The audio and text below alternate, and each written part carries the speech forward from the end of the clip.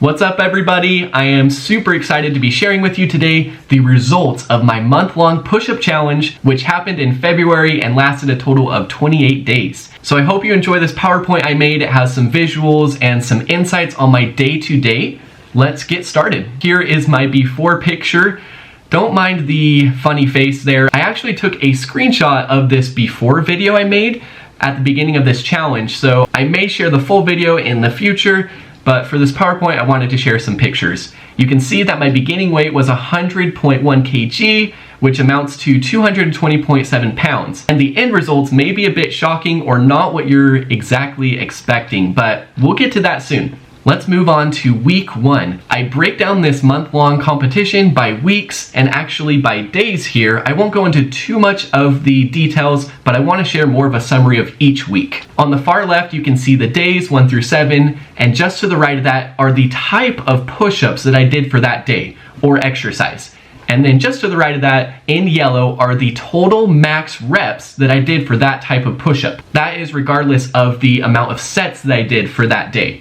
For day 1, you can see that my first set, I did include my first set, was a max of 12 regular push-ups. I included that here because I want to compare it to my last day, day 28, of how many push-ups I did in one set. But I was taught a very valuable lesson early on in this challenge. On day 2, I had a little injury, this strain in my abs. It was so frustrating. I had just started this challenge. I contemplated for quite some time and realized that the best thing to do moving forward would probably be to just do push-ups only, because push-ups in reality also work the core and many parts of the body. So in the future, I might do a sit-up only challenge, but I ended up changing it to push-ups, a push-up only challenge, which was great for me. So I learned this lesson to focus on one thing at a time, start where I'm at, and try not to overdo it, especially in the beginning. Back to the days, right next to that is the type of push-up. I followed this pattern at the beginning. To be honest, I didn't do a lot of research about a month-long or 30-day push-up challenge. I just went with the flow. Early on, I kind of established this pattern of doing regular push-ups one day, then narrow,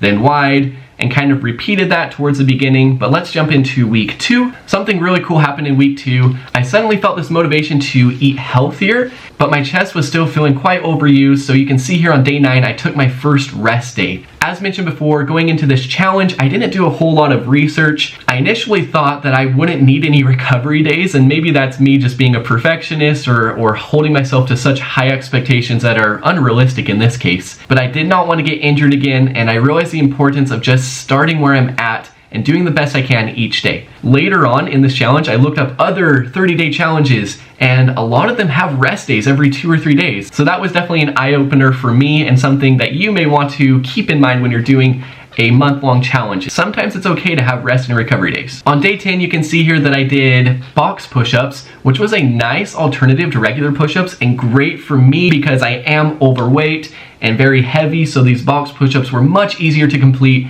and also left me feeling very satisfied. On day 11, I did burpees, and let me explain this a little bit. Because of all the soreness and perhaps a little overuse of my chest, I started to look at taking more of a flexible approach on some days. So for example, on day 11, I did a cardio circuit, but included burpees, which works out the core, the chest, and many areas, right? And on day 12, I did a full body stretch followed up by regular push-ups. Having some sort of active recovery is so key, and being flexible. If you're interested, I actually have a video for most each day in this challenge. So on day 11 with the cardio circuit, I have a video for that and a video for how to do a full body stretch. You can check out those if interested on this channel. Now on to week 3. Day 15, I did mountain climbers, which is where you're in the plank position and then your knees come up more to like your chest. That was another cardio workout. I posted the whole cardio workout on my channel for day 15. Then on to box and knee push-ups. And on day 18, I really enjoyed day 18 because it was jacks. Push-up jacks. I don't know if you've tried them before. They are very fun. I wish I would have done them more in this challenge. I may have only done it one day throughout this whole month, but I highly recommend trying those. They're very fun. Now on to day 19, I did box push-ups, but on that day, I had this truly was an aha moment. There are 2 keys or switches to success. I will be going into that in a future video, but I don't want to leave you hanging. So the first one is initiation or just starting, and the second one is self-belief. But self-belief is kind of an interesting aspect because it doesn't always come in full at the beginning. I will share more on that and how that impacted my challenge in a future video. And then down onto day 20, I had another recovery day, which was very nice. And you can see I came back at it strong on day 21 with box push-ups of 45 reps total. Okay, week 4. This is the last week. Woo! You can see this pattern here of how I enjoy box push-ups. So more of those on day 22, then some normal push-ups. I then decided to take a recovery day on day 24. And on that day, I studied some yoga moves and I did a full yoga session, which you can check out, but I really enjoy yoga. It's challenging, but I've noticed so many benefits for both my mind and body. For reals, it is such an excellent method for reducing stress. Now on to day 25, I did normal push-ups, and then mountain climbers on day 26 as part of this big HIIT workout. It was tough, but it was definitely worth it. Day 27 was a recovery day, 0 push-ups there, but that helped prepare me for day 28, which was the last day of this push-up challenge. I did regular push-ups and got a max of 17. That is up 5 push-ups from my first set on the first day.